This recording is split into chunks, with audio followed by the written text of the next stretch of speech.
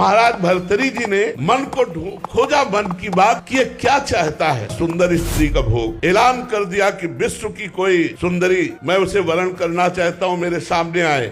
तो बहुत से जो अपनी सुंदरता का अभिमान रखती थी सुंदरियां एकत्र, क्योंकि चक्रवर्ती सम्राट महाराज भर्तरी, उनमें एक का नाम था पिंगला। भर्तरी जी के चित्त को लुभायमान कर दिया। भर्तरी जी ने उसके साथ पाणी ग्रहण किया। उन्होंने कहा राजपाट हमारा छोटा भाई विक्रमादित्य संभालेगा। अब मैं देखता हूँ इस काम में सुख कितना है। जिस काम के लिए मेरा मन लालायित हुआ, पहले मैं सुख से तृप्ति प्राप्त करूंगा। अब राजमहल केवल समय से भोजन पहुंच जाएगा, कोई भी राजकाज सब विक्रमादित्य के ऊपर, और आप केवल भोग निर्णय करने के लिए। बहुत वर्ष व्यतीत होते गए, लेकिन समय नहीं पता चला। पिंगला एक दिन अपने महल के पार्श्व की तरफ देखा, एक हष्ट पुष्ट जवान घोड़ों की रखवाली करवा रहा था। कोई मालिश कर रहा है, कोई कुछ कर, उसे अश्वपाल कहते हैं। देखा और जम गया। पिंगला ने दासी को भेजा, अश्वपाल से कौन मिलना चाहती। अब महाराज जब शयन में होते तब अश्वपाल से मिलना शुरू हुआ। अब आप बहुत ध्यान से सुनना। एक गरीब ब्राह्मण तपस्या कर रहा था देवराज इंद्र के लिए कि वो प्रसन्न और मुझे धन दे। देवराज इंद्र प्रकट हुए और एक फल दिया, बोले अमर फल, इसे खाने से अमर हो जाता है। बस अंतर ध्यान हो गए। उनका मेरी बात भी नहीं सुनी। मुझ गरीब को अमर होके क्या करना है, मुझे तो धन चाहिए था। ये अमर फल मैं महाराज भर्तरी को दे देता हूँ, और भर्तरी धर्मात्मा राजा है, वो अमर रहेंगे तो हमारी प्रजा सुखी रहेगी। महाराज की जय हो। कहो विप्रवर कैसे आगमन हुआ। महाराज मैंने तपस्या कर, मुझे देवराज इंद्र ने एक अमर फल दिया, इसे खाने से अमर हो जाया जाता है। आज्ञा करी, जितना खजाने से धन चाहिए इनको दे दीजिए। अमर फल लिया, सोचा मेरी आसक्ति पिंगला पे है, मैं अमर होकर क्या करूंगा। अगर पिंगला अमर रहेगी तो मैं सुखी रहूंगा। पिंगला को बुलाया और कहा ये हमारे देश के